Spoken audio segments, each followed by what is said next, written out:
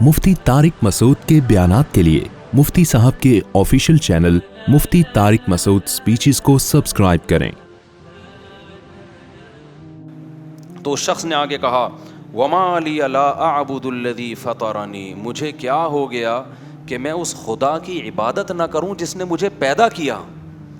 یہ پیغمبر اپنی عبادت پہ تھوڑی ہمیں لے کر آ رہے ہیں، ایک ایک لفظ جو ہے نا سمجھنے کا ہے اس سورہ یاسین کا۔ یہ پیغمبر ہمیں اپنا غلام نہیں بنا رہے، ہمیں اپنی عبادت پہ نہیں لا رہے، یہ نہیں کہہ رہے کہ ہمارے ہاتھ چوما کرو، ہمیں سجدہ کیا کرو، نا نا نا نا نا۔ یہ انٹروڈکشن کس کا کروا رہے ہیں؟ اللہ کا، جس نے پیدا کیا، کہہ رہے ہیں اس کی عبادت کرو۔ عیسائیت جو تباہ ہوئی ہے نا، اس میں ایک بڑا مسئلہ کیا ہوا؟ جب کوئی جرم کرتا، پادری نے کہا میرے ہاتھ پہ آ کے توبہ کرو گے اور جرمانہ بھرو گے تو گناہ معاف ہوگا، ورنہ نہیں۔ حالانکہ عیسیٰ ابن مریم کی یہ تعلیمات نہیں تھی، عیسیٰ ابن مریم کی وہی تعلیمات تھی جو قرآن میں ہے، وَمَن يَعْمَلْ سُوءًا أَوْ يَظْلِمْ نَفْسَهُ ثُمَّ يَسْتَغْفِرِ اللَّهَ۔ گناہ کر کے خدا کو نہ، بھائی آپ نماز کے بعد مجھ سے ملیے گا، وہ جو بیٹھے ہوئے ہیں نا، ٹھیک ہے؟ تو گناہ کر کے اللہ نے کیا فرمایا؟ گناہ جو کرتا ہے ناراض کس کو کیا ہے؟ اللہ کو۔ تو مولوی کے ہاتھ پہ توبہ استغفار کرنے کی ضرورت نہیں ہے، گناہ کر کے ناراض کس کو کیا؟ اللہ کو۔ تو کس کے پاس جائے گا؟ اللہ کے پاس۔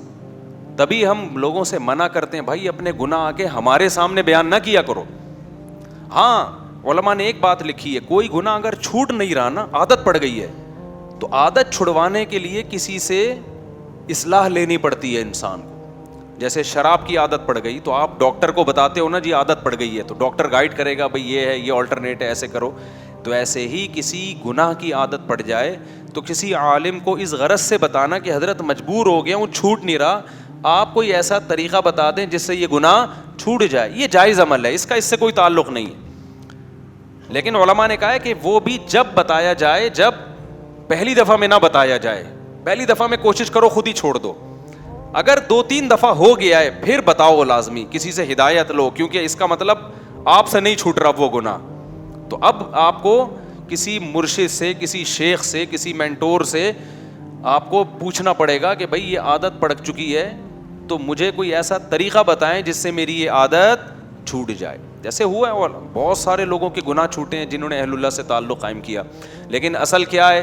وَمَن يَعْمَلْ سُوءًا، قرآن کہہ رہے جو بھی گناہ کرے گا ثُمَّ يَسْتَغْفِرِ اللَّهَ، پھر اللہ سے توبہ استغفار کرے، اے اللہ معاف کر دے، میں نے تجھے ناراض کیا، يَجِدِ اللَّهَ غَفُورًا رَحِيمًا، وہ اللہ کو غفور بھی پائے گا اور رحیم بھی۔ اس کے لیے کسی مذہبی رہنما کے پاس جانے کی ضرورت نہیں ہے، یہ بندہ اور اللہ کا بیچ میں کوئی واسطہ نہیں ہے، اللہ اور بندے کا معاملہ ہے۔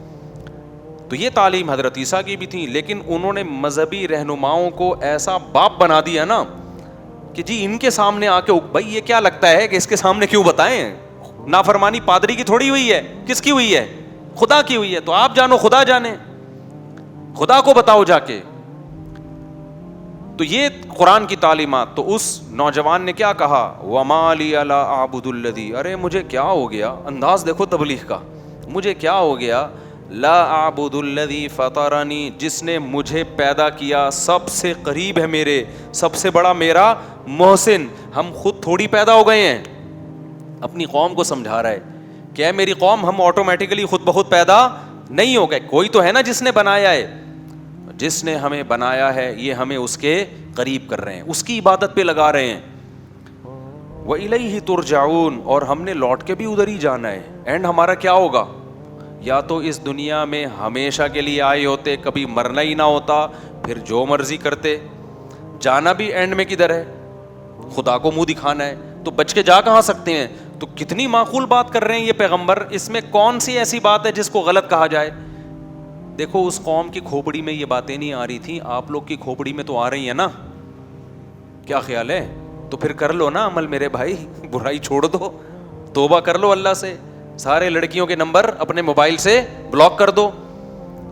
وہ نہیں کریں گے، وہ نہیں کرے گا بھائی۔ تو ایسا دین اللہ کو کیا کرنا ہے بھائی، جب تم اپنی ساری خواہشات افطاری میں آ کے بیٹھ جاتے ہو پکوڑے کھانے کے لیے، تو پورے دین کو فالو کرنا پڑے گا۔ تو نکال دو اپنے موبائل سے, بلاک کر دو سب. صرف نکاح کا راستہ ہے آپ کے لیے, نکاح کے علاوہ کوئی اور راستہ اللہ نے حلال نہیں کیا, اس کا عذاب ہے, حساب دینا پڑے گا. یہ بھنگی اور چماروں کا کام ہے گرل فرینڈ رکھنا. جو پیغمبر اور پیغمبروں کے طریقے کو فالو کرتے ہیں وہ بھنگیوں اور چماروں والے کام نہیں رکھتے. گدھے گھوڑوں کا کام ہے فزیکل ریلیشن. انسان, پیغمبروں کا جو راستہ ہے وہ انسانوں کا راستہ ہے, وہ صرف فزیکل ریلیشن نہیں ہے, وہ اصل میں ریلیشن ہے جس کے بعد بہت سارے حقوق ایک دوسرے کے متبادل ہو جاتے ہیں. سمجھتے ہو کہ نہیں سمجھتے؟ آگے چلتے ہم. انی آمنت بربکم فاسمعون. تو اس شخص نے کہا کہ اے میری قوم, میں اس خدا پر, شروع میں اس نے اپنے ایمان کو ظاہر نہیں کیا, اپنے ایمان کو چھپا کے نا اپنی قوم کو دعوت دی کہ بھئی ایسے کو ہم کیوں نہ مانیں. اس کے بعد جب قوم نے نہیں مانا تو اس نے صاف اعلان کر دیا انی آمنت بربکم, دیکھو میں تمہارے رب پر ایمان لے آیا. اپنا رب نہیں کہہ رہا. کیا مطلب؟ تم بھی لے کر آؤ نا, وہ صرف میرا تھوڑی ہے, وہ تمہارا بھی ہے. فاسمعون, لہذا تم سن لو. قوم نے قتل کر دیا اس کو. ایسے موقع پہ کسی غیر مسلم کے لیے ایمان چھپانا جائز ہے جب اسے قتل کا خطرہ ہو. لیکن عظیمت کیا ہے, فضیلت کس میں ہے؟ نہ چھپائے اور شہید ہو جائے. کچھ گناہ ایسے ہیں کہ مجبوری میں وہ گناہ ہی نہیں رہتے. کچھ گناہ ایسے ہیں کہ مجبوری میں وہ جائز تو ہو جاتے ہیں لیکن افضل نہیں ہوتے. اب یہ فقہ میں نا, اصول فقہ جنہوں نے پڑھا ہوا ہوتا ہے وہ قرآن و سنت کی روشنی میں وہ سمجھتے ہیں کہ کون سے گناہ ایسے.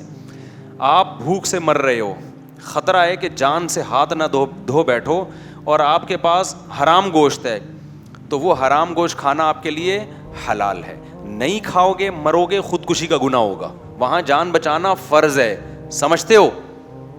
کھانا فرض ہو جائے, صرف حلال نہیں ہوگا بلکہ کیا ہو جائے گا؟ فرض ہو جائے گا. آپ کی جیب میں پیسے ختم, بھوک سے بلک رہے ہو, پیسے ہی نہیں ہیں, مر رہے ہو, سامنے نظر آئی ایک تندور نظر آیا, روٹیاں گرم گرم, خوشبو سے کلابازیاں کھانا آپ نے شروع کر دیں. اب آپ نے بیان سنا ہے چوری کرنا بہت بڑا جرم ہے, اور بالآخر آپ آہستہ آہستہ آپ کا انا للہ ہونے لگا بھوک سے, تو وہاں آپ پہ چوری کرنا فرض ہو جائے گا. ڈکیتیاں نہ کرنا شروع کر دیں کہ کل سے بے روزگاری میں بندوقیں لے کے, اتنی چوری کہ جس سے موت سے بچ جائے. تو یہ صرف جائز نہیں ہو جائے گا چوری کرنا, بلکہ یہاں چوری کرنا آپ پر واجب ہو جائے گا. شریعت کہے گی بھائی تو جان بچا, اگر تیرے پاس پیسے نہیں ہیں کسی طرح جا تندور پہ کسی طرح لڑ کے روٹی لے کے کھا لے, جان بچ جائے گی. پھر کیا ہوگا جب بچ جائے گی؟ پھر کوشش کر اب اس کے پیسے کیسے ادا کرنے میں, معاف نہیں ہوں گے وہ پیسے. اس کو بول دے بھائی میں مر رہا تھا, میں نے کھا لیا, جو اکھاڑنا ہے اکھاڑ لے, ٹھیک ہے نا. باقی یہ کہ معاف کر دے تو اچھا ہے, نہیں تو پھر میں مزدوری کروں گا, جب پیسے ویسے ہوں گے تو میں نے ڈائری میں نوٹ کر لیا, یا میں نے دماغ میں نوٹ کر لیا کہ اتنے پیسے میں نے تجھے دینے, وہ پیسے اس کے اوپر واجب ہو جائیں گے. لیکن ایسے موقع پہ چوری کرنا کیا ہو جائے گا؟ فرض. لیکن رمضان کا روزہ اگر کوئی آپ سے کہتا ہے توڑ دو, بندوق رکھ دی, تو علماء نے فقہا بیان کرتے ہیں کہ توڑنا جائز تو ہے, لیکن اگر نہیں توڑو گے, ڈٹ جاؤ گے, تو شہادت کا ثواب ملے گا. سمجھتے ہو گے نہیں سمجھتے؟ اب یہ مسائل میں باریک فرق ہے, اسی کے لیے علم حاصل کیا جاتا ہے. جن کے پاس نالج نہیں ہوتی, پراپر وے میں علم حاصل نہیں کیا, وہ سب مسائل کو آپس میں کیا کر دیتے ہیں؟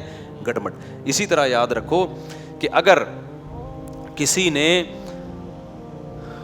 آپ کو گن پوائنٹ پہ بولا کہ کافر بن جاؤ, کلمہ کفر زبان سے بولو میں ہندو ہوں, بولو میں عیسائی ہوں, اسلام چھوڑ دو, تو جان بچانے کے لیے اسلام چھوڑنا ایسے موقع پہ اوپر سے, دل سے نہیں, صرف زبان سے کلمہ کفر کہنا کیا ہو جائے گا؟ جائز. ایسے موقع پہ گناہ نہیں ملے گا. لیکن آپ اگر ڈٹ گئے, نہیں بھائی میں لا الہ الا اللہ کا قائل ہوں, میں اپنے آپ کو ہندو کسی قیمت پہ نہیں کہوں گا, میں عیسائی نہیں کہوں گا, میں توحید پرست مسلمان ہوں, جو اکھاڑنے اکھاڑ لے, اور اس نے مار دیا, تو خودکشی کا گناہ نہیں ہوگا بلکہ کیا ہوگا؟ بہت بڑی شہادت. اس کو کہتے ہیں عزیمت. عزیمت یہی ہے کہ ڈٹ جائے. تو اسی طرح کوئی ہندو مسلمان ہوتا ہے, عیسائی مسلمان ہوتا ہے, اس کو خطرہ ہے بہت زیادہ ماریں گے, قتل کر دیں گے, تو اس کے لیے جائز ہے کہ زبان سے اقرار نہ کرے, دل میں مسلمان ہو جائے. اللہ بخشیں گے قیامت کے دن, اس کو ایمان والوں میں شامل کریں گے. لیکن اگر وہ ڈٹ جاتا ہے کہ نہیں بھائی مجھے مار دو, میں شہادت کے لیے تیار ہوں, تو یہ بہت بڑی شہادت ہے, اس میں بہت بڑا اجر ملے گا. جیسے کہ اس کو ملا, یہ ڈٹ گیا. ڈٹنے سے فائدہ ہوتا ہے کہ موٹیویشن بہت ملتی ہے سامنے والے کو, یار اتنا مضبوط تو کچھ ہوگا نا, اس میں جان ہوگی اس مذہب میں, تبھی تو ڈٹ گیا ہے. تو وہ جو نجار تھا نا وہ بھی ڈٹ گیا. جب قوم پیغمبروں کو دھمکیاں دے رہی تھی ہم پتھروں سے مار کے ہلاک کریں گے, تو اس کو تو زیادہ دھمکیاں دیں گے, تو ہماری قوم کا آدمی ہے بھائی, تو ادھر کیسے چلا گیا؟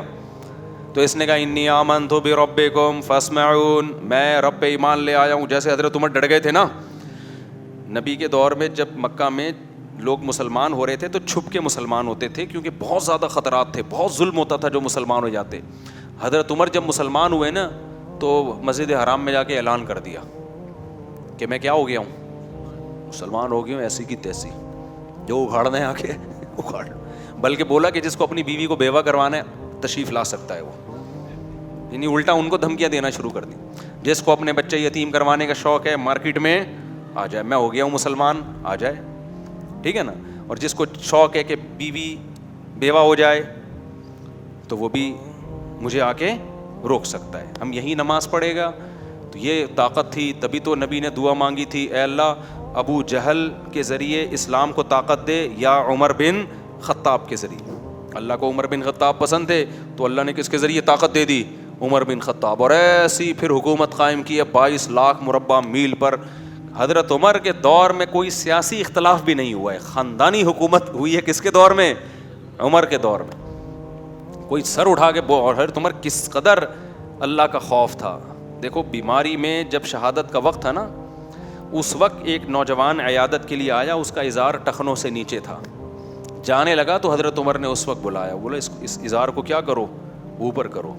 اس وقت بھی نہیں علی المنکر چھوڑا نہیں ہے کہ جو موقع ملا تبلیغ کا وہ کر دو. تو یہ لوگ تھے جو اللہ کی رضا میں فنا ہو چکے تھے.